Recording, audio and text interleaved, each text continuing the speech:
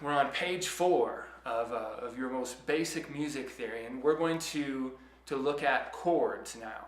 Chords, your most basic chord is 3 notes, also called a triad, and the way you make it is actually using thirds.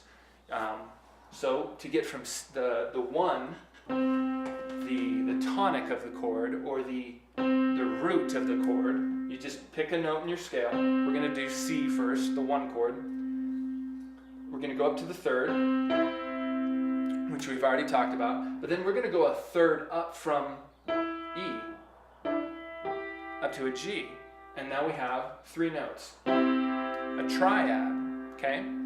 This same system is how we make all of the chords for each position around the scale.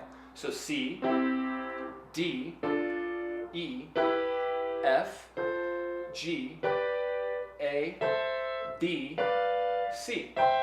Okay, so we can go through the whole scale and create a triad for each note, right? And those are your building blocks for writing songs. Now there are exceptions to that, where you would step outside of that key and use something that might sound a little bit more weird, but pretty much most of the music we listen to and most of the music you're going to learn to play on guitar comes back to that right there. Just those 7 chords, okay? In some other key probably. That's just the key of C. So the 2 differences between the triads. You have, same way you have a major 3rd and you have a minor 3rd. These different thirds change the name of the chords, okay? So basically you have a major chord, same way you have a major 3rd, that's what makes it major, and you have a minor chord. Okay, so we'll go over that in the future. And then the other type of triad is called a diminished triad. And we'll go over why that's different in the future. Right now, we're going to look at chords on the guitar. Now the guitar is a little bit different than the piano because we basically come back to shapes on guitar. And this is kind of what makes the guitar so easy to learn. People can just pick it up, you learn a couple shapes and you're good to go. But it's important to know eventually what is making that shape a C. And what we're looking at here, you can look on this page and follow along. I've written out all the notes that go along with this shape. So we've got a C, an E, and then a G, then another C, then another E. And then actually you have the option of doing a G up high like that. So you could play it like this, with an E on the top, or like this, with a G on the top. And all of those notes come back to this. These 3 notes are your triad that you're building the chord out of. Now this is one of the most basic shapes on the guitar. You've got 5 shapes, and if you want to think of them as spelling a word, you could say C-A-G-E-D, caged. And so some of you have probably heard of the caged system. This is where I start with a lot of guitarists, is learning C, A, G, E, and D.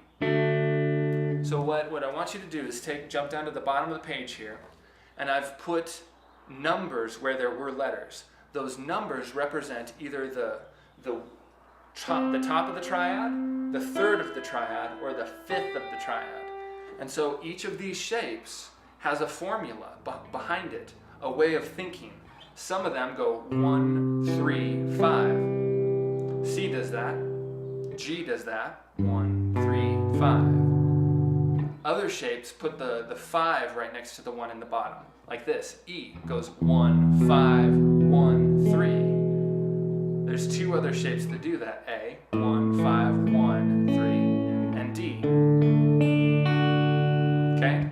So the different spellings give each of those chords very different feeling, very different uses. And so if you want to know how to make your music sound more strong or more pretty and more soothing or friendly sounding, your knowledge of these voicings will let you then write music using all these shapes, and the shapes move up and down the neck. So here's an E chord. If I want an F, I just move the shape up. G, A, B, C, like that. The whole shape moves up and down the neck, and that changes it from an E chord to an F chord, or to an F sharp chord. G. Okay? So that's kind of where we would go with a study of shapes.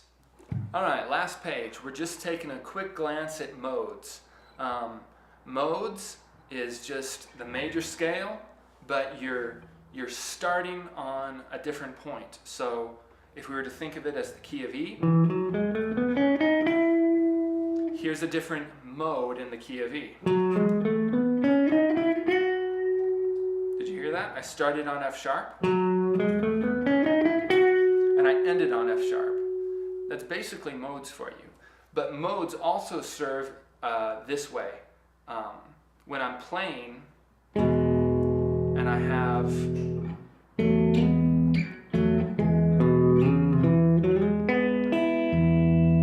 this note as my root, then when I move,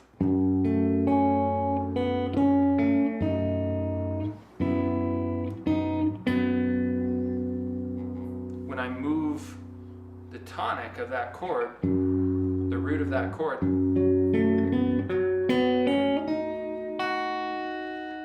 I'm kind of playing in a different context now. I have to remember that I'm still using the E major scale, even though I'm laying that scale over an F sharp minor chord. And if you know your modes, or if you just know the scale and where your notes are, you're going to do fine. Modes serve guys really well who want to solo a lot, or even shredding. Your modes are going to serve you very well if that's your goal. So just kind of take a glance at that page, and then really you do well to step back, study harmony, really dive into memorizing the notes on the guitar, and then modes will seem very natural to you.